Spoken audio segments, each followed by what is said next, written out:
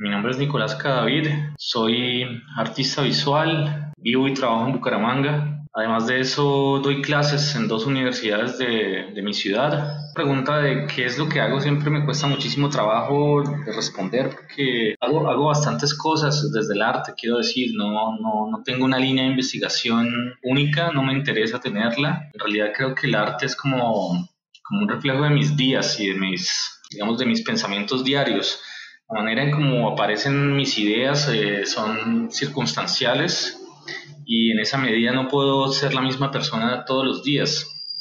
Entonces, en esa medida, pues también lo que hago varía de acuerdo al momento en el que las ideas surgen o el contexto político o tal cual como veo las cosas. Entonces, en esa medida todo va cambiando. Sin embargo, hay algunas ideas que yo veo que se repiten. Me interesa mucho indagar sobre la historia del arte, hablar sobre el arte en sí mismo. Me interesa también mucho abordar como cierto sentido trágico de la vida, como cierto sentido trágico de la existencia y como un miedo también a vivir. Yo creo que esas serían como las constantes, si se les puede llamar de alguna manera, en mi obra. Revisando, digamos, los trabajos que tú has hecho, hay uno del 2011 que se llama Cualquier lugar fuera de este mundo, que me llama muchísimo la atención, porque de alguna manera el registro, digamos, de esta obra es una intervención en una ventana de un apartamento en la que está escrita la sigla de esta SOS. Pues de alguna manera esa imagen me hace mucho, me lleva a pensar en lo que está sucediendo hoy en día con el confinamiento por causa del COVID-19 y pues también como las respuestas que se están dando desde algunos espacios del arte, como por ejemplo el Museo del Banco de la República, que hace este programa de exhibiciones que se llama Interior Exterior, que invita como a los artistas a intervenir como las fachadas de las casas, y pues en el caso, digamos, acá local de Bogotá, en Miami, que decidieron como mover su espacio de exposiciones hacia las fachadas también de las ventanas de las casas de los artistas que tienen en el programa, ¿no? Pues como que de alguna manera hay algún tipo de relación ahí, pese a que son momentos como muy diferentes, muy distantes en la historia, son 9 años que han pasado entre tu pieza y este momento. Y me gustaría como comenzar a esta entrevista, que nos contaras un poco como de qué va esta pieza y a qué responde como en el momento de tu vida cuando hiciste esta obra. Pues yo en ese momento estaba viviendo en Santiago de Chile.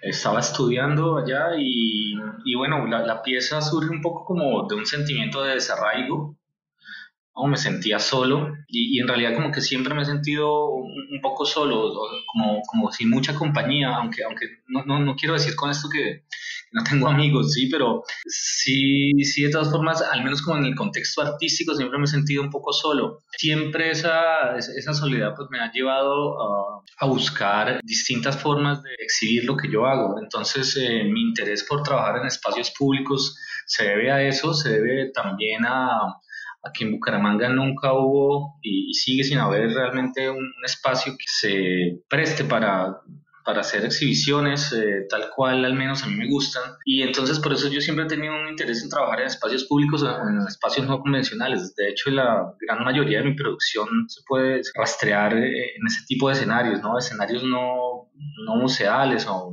no de galerías. Entonces sí, básicamente como que responde a esas estrategias que yo venía trabajando desde antes de irme a Santiago y también a esa idea del desarraigo. No me acuerdo muy bien qué fue lo que pasó por mi cabeza en ese momento, pero me acuerdo que la producción de esa pieza en particular sí la hice desde, no sé, 1 de la mañana hasta las 5 o 6 de la mañana, o sea, fue un momento ahí como fue un impulso en donde pues aparece esta sigla que es bastante conocida. Trabajo con elementos muy básicos también, es papel, en realidad es como un cuaderno que voy rasgando, un cuaderno de apuntes que yo tenía que voy rasgando y que voy uniendo con cinta de enmascarar. Después, al día siguiente, cuando la intervención está hecha y empiezo a recibir las quejas de los vecinos, es que aparece la foto donde la luz proyecta las siglas sobre la pared y ahí digamos que empieza a tener mucho más sentido la intervención y en realidad lo que yo termino presentando son dos fotos, una del exterior y otra del interior.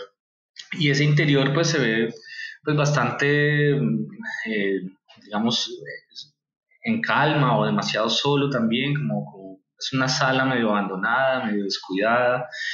Digamos que es un poco como el reflejo de las cosas que yo estaba sintiendo en ese momento, como que no me sentía del todo a gusto allí, y es un grito de auxilio, que yo creo que puede ser el mismo grito de auxilio o de angustia que se siente hoy en día con este tema de la pandemia, ¿no? Y también además produces unas maquetas del conjunto de apartamentos del edificio. Sí, esas maquetas, o esa maqueta en particular la hago ya cuando regreso aquí a Bucaramanga, y esa es también otra cosa que sucede muchas veces con mi trabajo, y es que hago algún tipo de intervención, algún tipo de acción y pasa un tiempo y estas piezas quedan o estas intervenciones quedan ahí como en stand-by un rato y después cuando aparece la oportunidad de exhibirlas, pues sí siento la necesidad de producir una serie de piezas que ayuden a darle fuerza a la idea, pues lo hago. Y en ese caso me pareció interesante producir esta maqueta donde en lugar de aparecer la sigla SOS aparece es como si el edificio se estuviera incendiando, ¿no? Entonces es como, pues nada, es como un poco ahí de humor negro también. Igual también hay como una reinterpretación como de la misma experiencia cuando construyes la maqueta, ¿no? Pues no es el mismo momento, ¿no? Como que es esta parte que es importante para ti en la producción, pues obviamente cambia como la situación, el contexto y pues obviamente también el resultado se ve afectado, ¿sí? No es el mismo SOS puesto en la maqueta que como fue puesto en la ventana. Sí, en efecto, o sea, es como también la interpretación que uno le puede dar a esa acción, ¿no? Como que pasó el tiempo, de hecho creo que la maqueta la hice como un año, año y medio después, y pues ya la emoción o la idea no era la misma, ya aquí digamos que estaban jugando o estaban en juego otro tipo de cosas que son más como acompañar un poco la idea, como lo que decía hace un momento, como darle un poco más de fuerza a través de la presencia de otros objetos. Y la otra pieza que también me llamó mucho la atención revisando tu portafolio es precisamente la primera pieza que abre como el archivo. Es una intervención también en espacio público hecha el 1 de enero de este año, que se llama Miedo, que básicamente es un video de 1 minuto, es un video muy corto, unas escenas como de una ciudad que imagino que es Bucaramanga, ¿no? En la noche y después de recorrer como unos apartamentos de un edificio, aparece una imagen, un letrero, digamos que dice miedo, hecho pues con luces como medio navideñas, ¿no? Era una pieza que quería hacer hace rato, una pieza que quería hacer en épocas navideñas. Hace rato tenía ganas de trabajar con luces de Navidad, con la idea pues, de decorar un apartamento, una ventana que diera a la calle, pero por muchas razones la pieza nunca se pudo hacer, lo intenté hacer un par de veces y no lo realicé. Y ya este año, pues a finales del año pasado, me decidí a hacerlo. Encontré pues la idea que tenía un poco en mente, que era, o traté de materializarla de esa manera, que era como una sensación de angustia otra vez por todas las cosas que suceden, ¿no? A diario, y es que uno tiene como la sensación de que las cosas se van a poner cada vez peor, y ese ha sido un poco como mi visión del mundo durante los últimos años, una idea o una visión un poco esperanzadora sobre lo que está por sucedernos. Soy bastante pesimista respecto al futuro de la humanidad y me parece como que ese sentimiento quería traducirlo de una manera muy sencilla, que es otra de las características de mi trabajo. Por lo general me gusta trabajar como ideas muy sencillas que le lleguen a la gente muy fácil y pues nada, tomé las medidas del balcón de mi apartamento y pensé en una palabra que sintetizara pues todos esos sentimientos que yo estaba experimentando y que veía que también mucha gente lo sentía, como que es un sentimiento global, un poco, que las cosas no marchan bien, de que las cosas pueden ponerse peor, y me parecía muy significativo que esta acción se realizara o el 31 de diciembre del 19 o el 1 de enero del 2020. El 31 de diciembre llovió y no se pudo hacer. Así que junto al equipo que me estaba ayudando decidimos hacerlo el día siguiente y bueno, pues el resultado me parece como bastante contundente, creo. Creo que la idea pues se explica muy bien a través de las imágenes, no queda duda de lo que se está hablando y bueno, fue una intervención que en realidad duró solo un día, que fue el mismo tiempo que duró la intervención que realicé en 2011 en Santiago de Chile. ¿Cómo fue la recepción de esta intervención, digamos, por tus vecinos o gente, digamos, transeúntes? ¿Tuviste algún tipo de feedback en el momento? No, la verdad no, porque era un 1 de enero, 7 de la noche, la gente todavía está como durmiendo la fiesta del 31. Tenía como miedo de que los celadores se molestaran, pero en realidad les pareció divertido ver un dron. Nada, como que en realidad creo que ni se dieron cuenta de lo que hice. Las luces estuvieron ahí puestas un rato, pero desde luego el plástico que les cubría, porque yo tuve que hacer como un plástico, un gran stencil con plástico negro y ese plástico se puso encima de las luces. Entonces, en realidad lo único que permitía leer la palabra era este plástico y al retirarlo, pues ya se convirtió como en una instalación navideña más. No fue visible, soy consciente de ello, es decir, como que sabía que no esperaba que se quedara mucho tiempo, precisamente porque a la gente no le gusta eso, ¿no? Y menos en épocas navideñas y menos iniciando año que alguien esté por ahí recordándonos que las cosas pueden ponerse peor. Entonces, en ese caso, pues la intervención no estaba pensada para durar más tiempo, sino el del registro. Y así hago muchas también de las intervenciones, como que no pienso permanezcan por demasiado tiempo, sino básicamente me interesa poder realizar un buen registro y que este registro sea el que finalmente comunique las ideas. O sea, casi nunca circulan en espacios expositivos realmente las piezas, digamos, originales, como las intervenciones originales. Siempre mueves registros de las obras.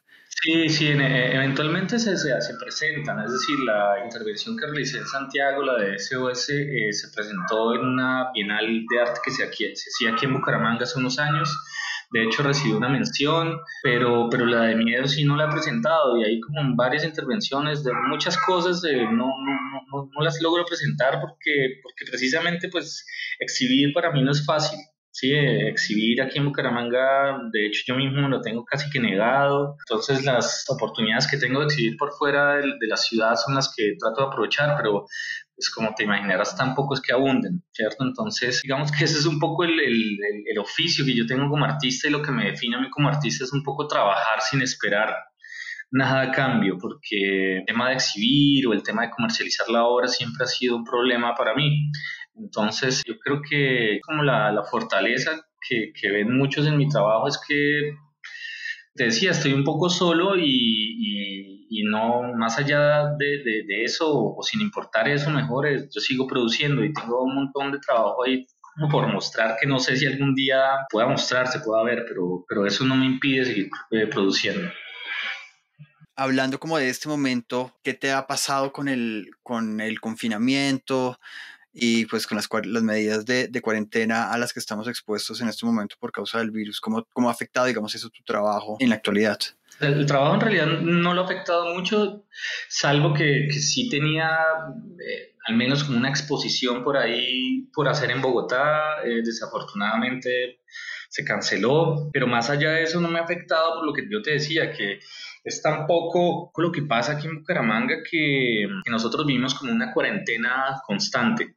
Entonces el artista vive encerrado, vive produciendo para sí mismo y buscando las pocas posibilidades que se le brindan por fuera.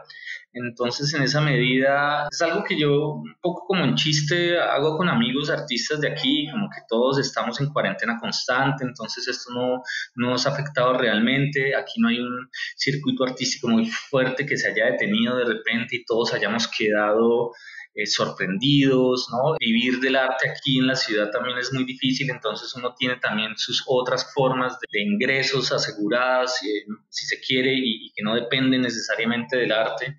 Y en mi caso, pues son las clases. Entonces, pues el confinamiento en términos artísticos no me ha afectado de manera negativa, sino más bien yo creo que positiva, porque he tenido más tiempo para mí, he estado más encerrado en mi taller produciendo. Ahora, lo otro que me ha afectado, pues es en lo que ha afectado a todo el mundo, ¿no? Como esa sensación de angustia, de incertidumbre, de incomodidad, de privación de la libertad, de no saber muy bien qué es lo que está pasando, si todo esto es real, si es un engaño.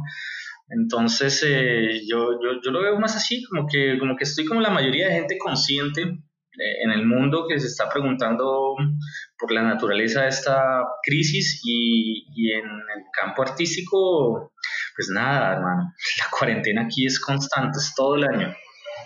Eso me lleva a pensar un poco en esta otra obra que se llama Los problemas hacen de los artistas personas productivas, ¿no? Que básicamente es una intervención también en un muro público con una frase que dice crisis afectiva, crisis económica, ¿no? Que ese es como uno, tal vez uno de los estados comunes como a los productores culturales en general, ¿no?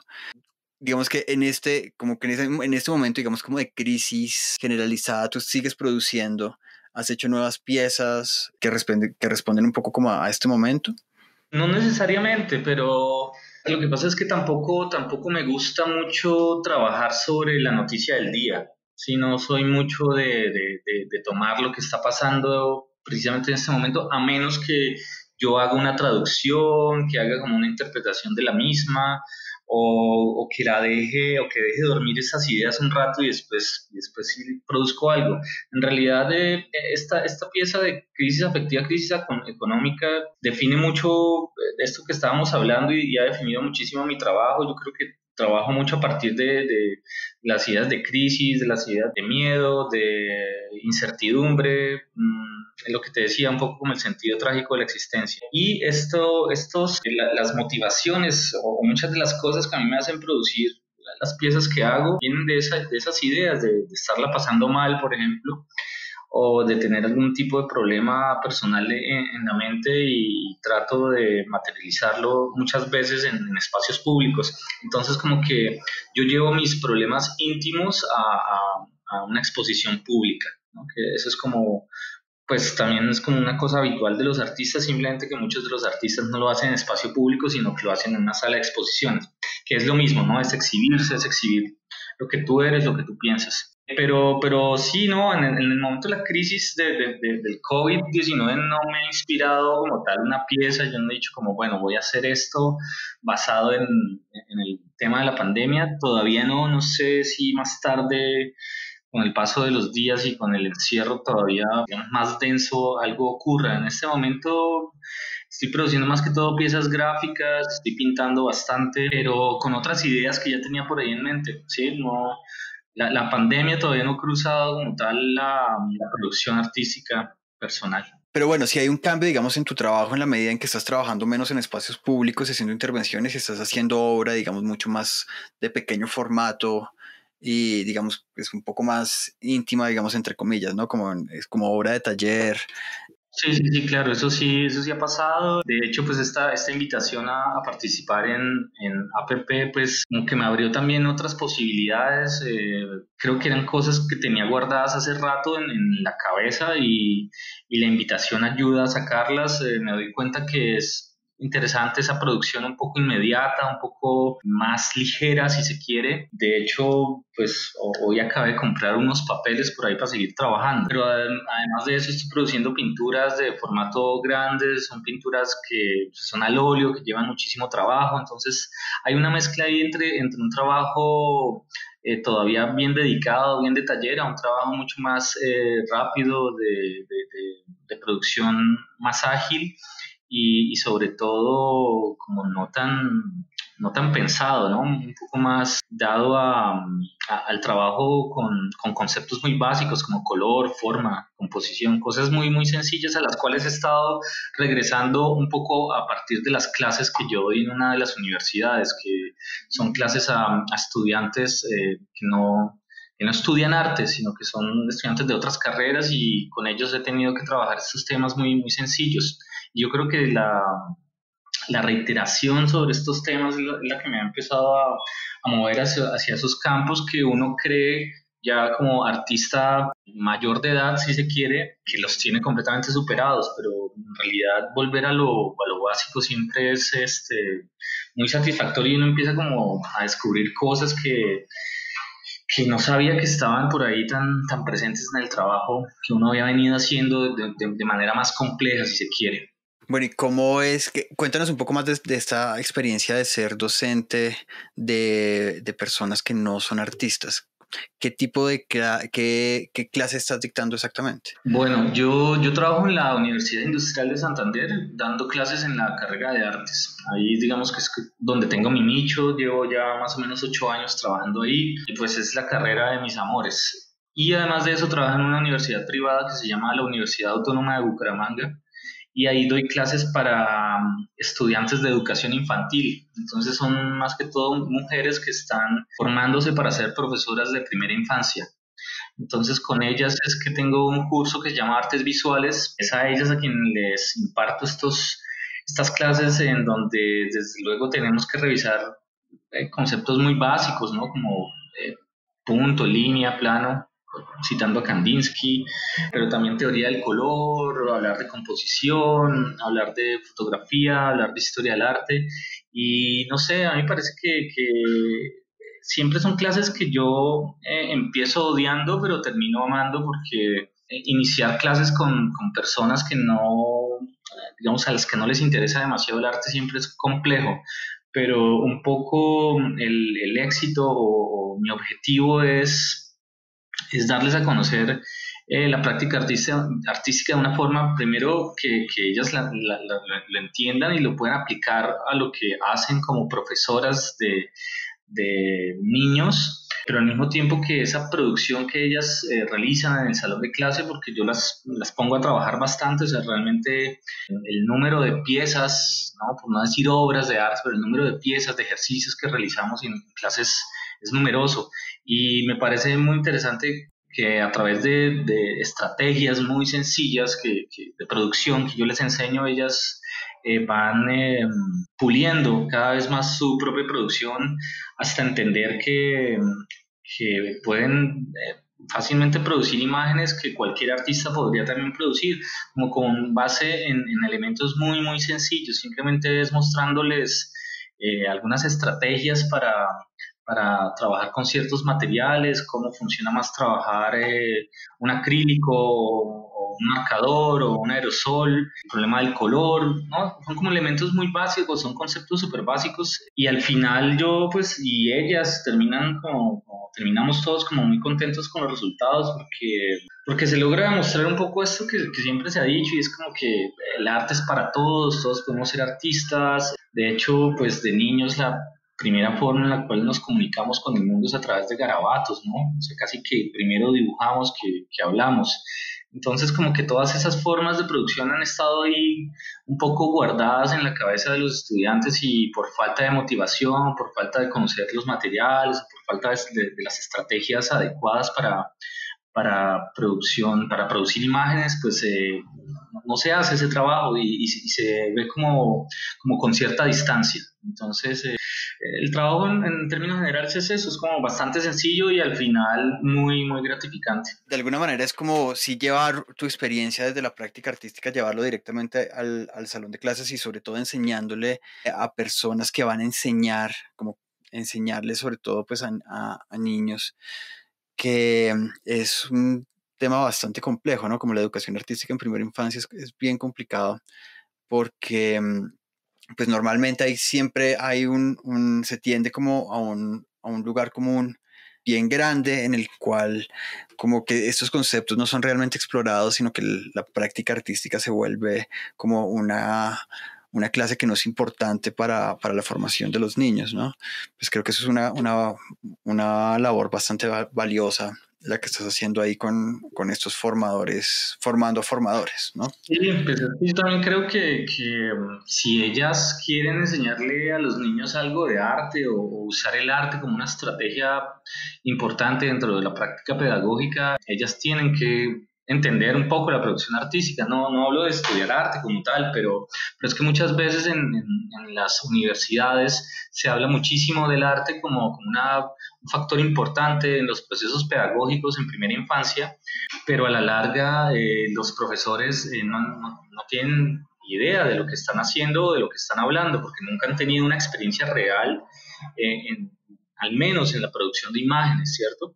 Y eso es un poco lo que yo trato de hacer y lo que he justificado un poco frente a las directivas de la universidad que muchas veces se extrañan con los ejercicios que las estudiantes realizan es porque están esperando un poco que yo les enseñe, no sé, por ejemplo, a trabajar con lentejas, ¿no? O con botones, que es un poco lo que ellas tendrían que ir a aplicar en un salón de clase con niños, pero yo lo que creo más que todo es que hay que sensibilizarlas frente a las imágenes, frente a los objetos, frente al color, frente a conceptos muy básicos y que ellas también lo experimenten. Ya después el ejercicio finalmente de ellas como docentes será trasladar estas enseñanzas o estos nuevos conocimientos a materiales y estrategias que sean propias para niños, ¿no? Pero digamos que ese no es mi trabajo, mi trabajo es sensibilizarlas a ellas. Ese es otro momento en el que ellas tienen que realmente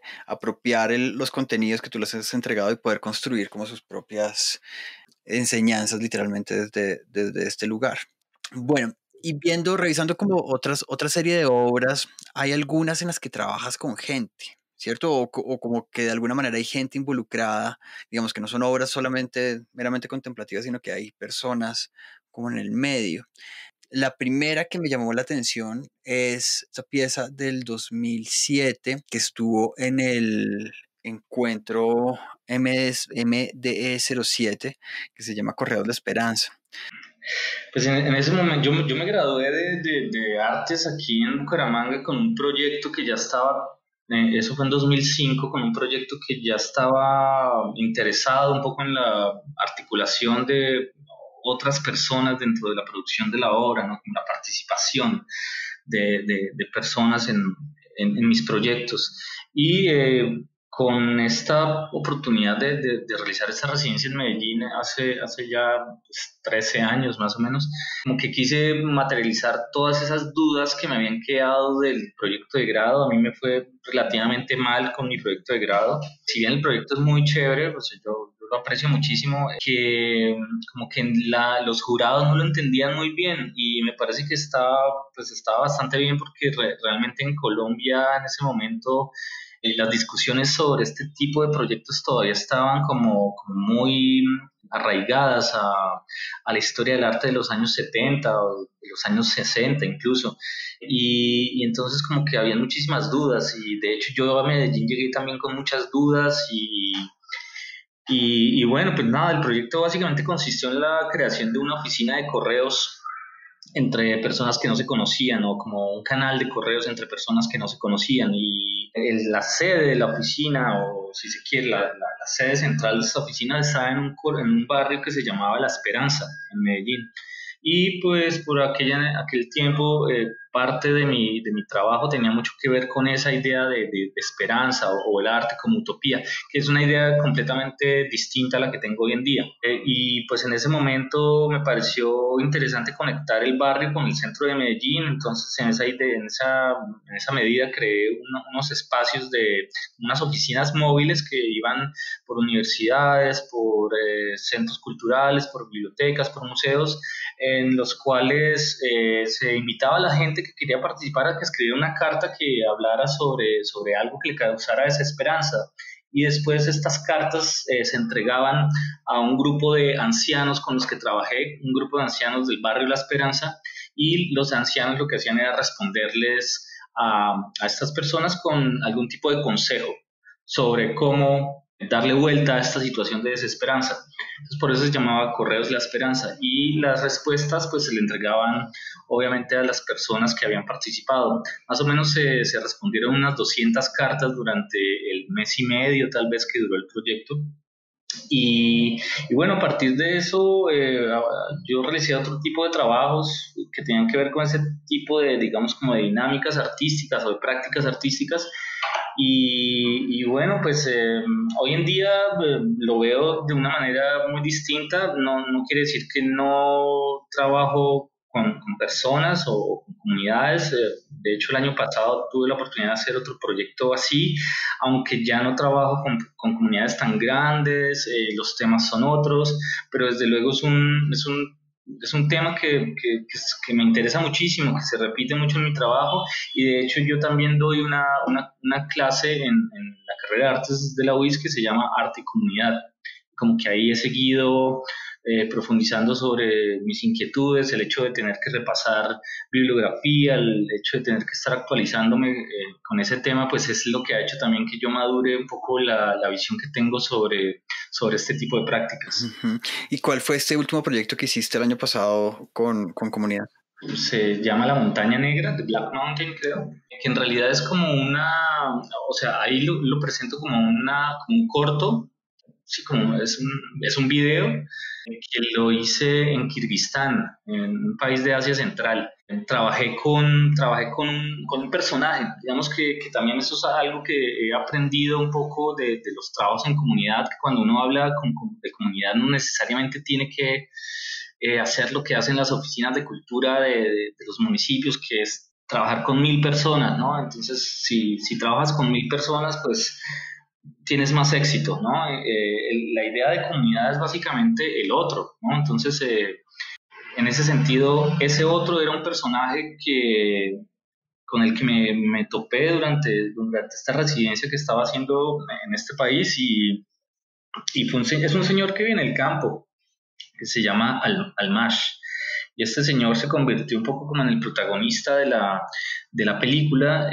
La película obviamente tenía un guión preestablecido, que era un guión inspirado en un cuento de Tomás Vargas Osorio, un escritor santandereano de mediados del siglo XX.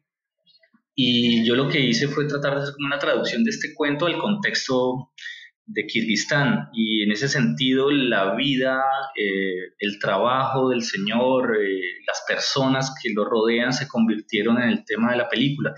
Entonces, a diferencia, por ejemplo, de un trabajo como Correos La Esperanza, en el cual yo le decía a la gente, oye, mira, tú tienes que hacer esto, ¿por qué no me dibujas esto acá o escríbeme esto? En este caso, esa idea de participación va más como en la posibilidad de retratar la vida de alguien. ¿Sí? Entonces es como un cambio bastante grande, sin embargo, la esencia es un poco la misma, ¿no? Que es como tratar de salir de esta lógica de mi cabeza, ¿no? De que solo mi cabeza es la que puede producir, sino que también son otros los que pueden participar en la construcción de mis ideas. En el caso de esta última, del 2019, pues participa un poco el cuento escrito por Tomás Vargas Osorio. Hay un trabajo ahí previo de escritura por parte de un tercero, y por otro, las contingencias del propio contexto, el hecho de viajar, el hecho de buscar, el hecho de entrevistarme con distintas personas hasta dar con este personaje que me pareció muy interesante y que permitió pues como que yo entrara dentro de su vida y realizara esta suerte de falso documental o de documental ficcionado sobre su vida. Oye, ¿y cómo llegaste a este país? ¿Por qué te fuiste hasta el otro lado del mundo para hacer esta pieza? Porque pues tuve la fortuna de ganarme una beca del Ministerio de Cultura para hacer residencias, había la posibilidad de hacer residencias en Asia y en África. Había como una lista de países que uno podía escoger, y a mí me llamó mucho la atención Kirguistán porque el cuento de Tomás Vargas Osorio tiene como protagonista al paisaje, particularmente al río, a un río. Y este río es como la fuente de los problemas y de las pesadillas del personaje. Entonces me pareció que Kirguistán podía ser como una referencia similar o un contexto similar, pero trasladado a la montaña. Me llamaba mucho la atención que era un país muy montañoso, entonces por eso es que en la película también el protagonista no es solo este señor campesino, pastor, sino que también es el paisaje. Entonces hay unas tomas buenísimas de una cadena montañosa gigantesca que colinda con el Himalaya. Por eso digamos que llegué allá, y por eso particularmente decidí trabajar con ese país. Y hablando de esto, como de cosas que has hecho también por fuera, veo, hay otra pieza que me llama la atención, digamos que tiene más o menos como algo que ver con la primera pieza de la que hablamos con SOS, ¿no? Que son estos carteles que hiciste en España, me parece, ¿no? Sí, en Madrid, ¿no? Que son frases, de esas frases despectivas, xenófobas que uno puede escuchar cuando es migrante.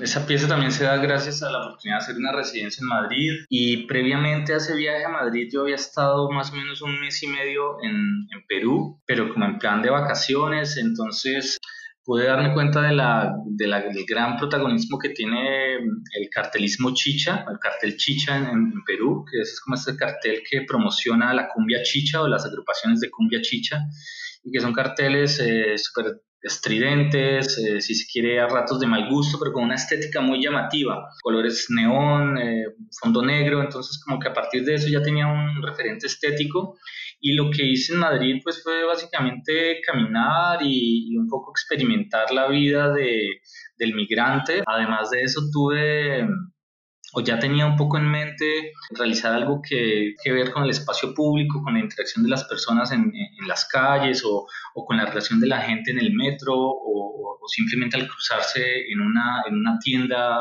en un mercado.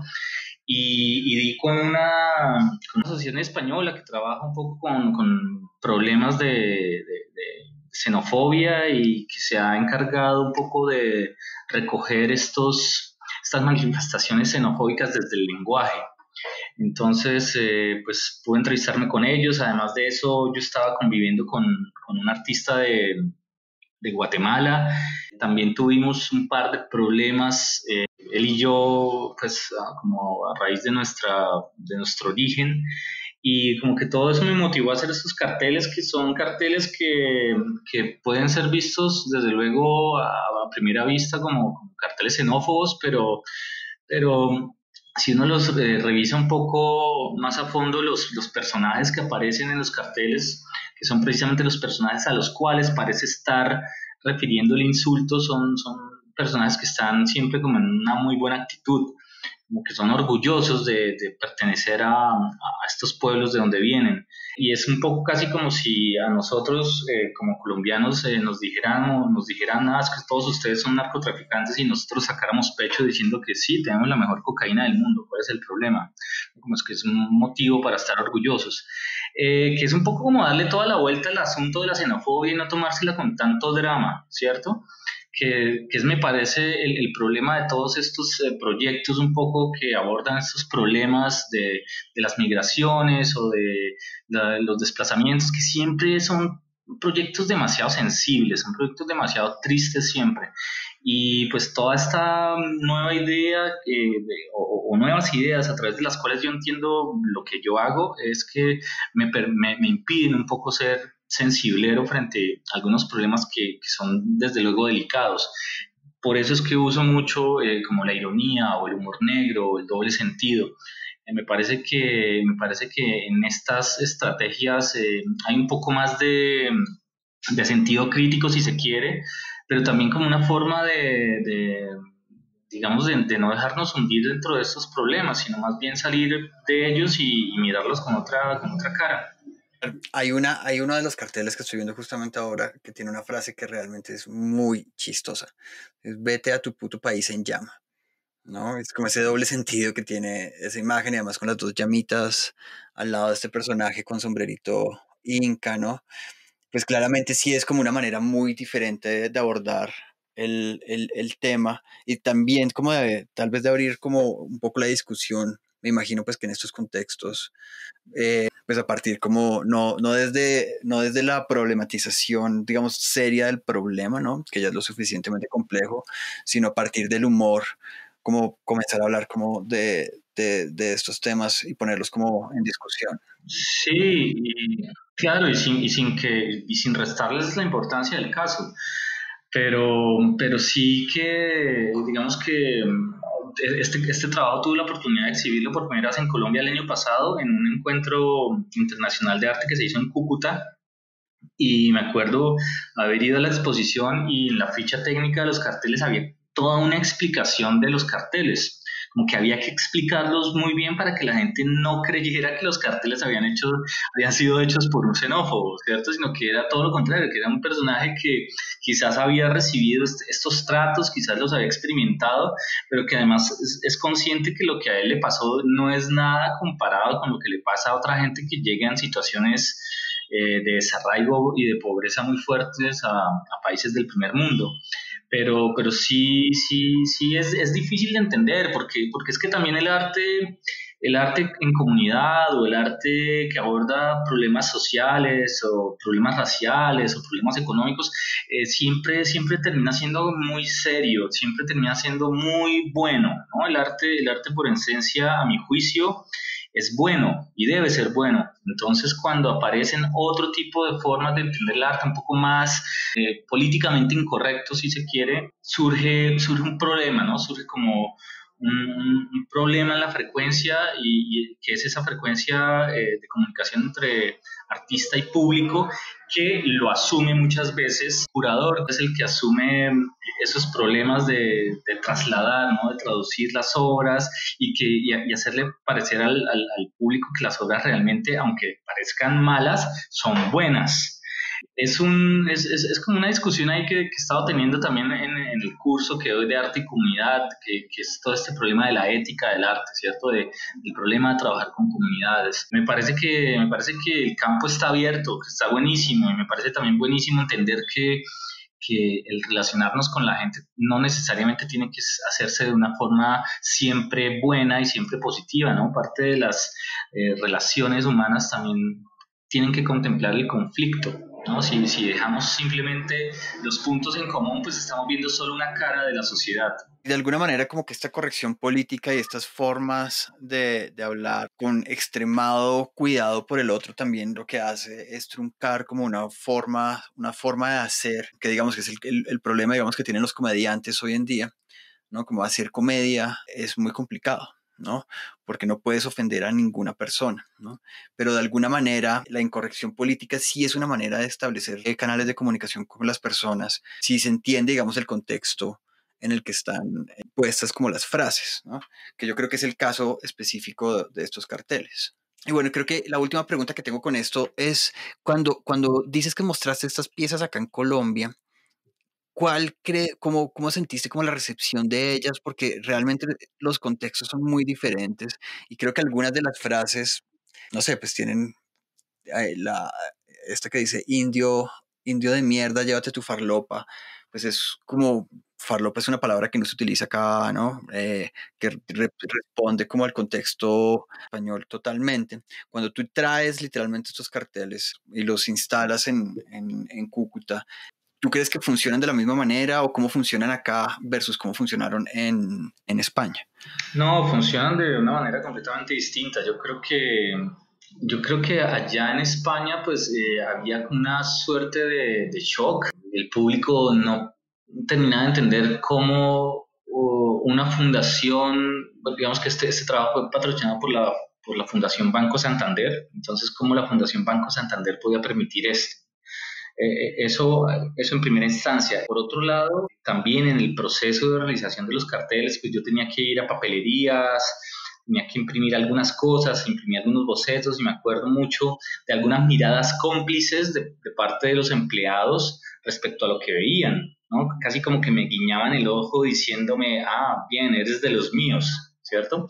Como que no terminaban de entenderlo, nadie terminaba de entenderlo. Y en Colombia, en cambio, yo creo que la gente se lo tomó mucho más relajado, como con mucho más humor, se dio cuenta, gracias un poco a esta labor de mediación del equipo curatorial del evento, pues que había un doble sentido en esto, que en realidad era más una denuncia que una proclama política xenófoba y se lo tomaron de otra manera. En realidad las obras funcionan de distinta manera de acuerdo al contexto y esas obras fueron pensadas para el contexto español, o sea, allá tenían muchísimo sentido. Aquí pues pierde un poco ese impacto, pero yo creo que al estar rodeadas de otras piezas que hablaban de estos temas de distintas formas y desde distintas orillas, que ganaba un poco más de peso en cuanto a su concepto, en cuanto a su idea, como que se nutría. Eso no sucedió en España, ¿no? En España estaban muy solas, eran como ellas contra el mundo. Aquí tenían compañía, tenían otras piezas que abordaban los temas, estos mismos temas, entonces la gente como que se lo tomó mucho mejor y yo creo que lo pudo haber entendido también de mejor manera. Bueno, Nicolás, pues nada, muchísimas gracias por aceptar la invitación a Interviews. No, gracias a ti, Gabriel.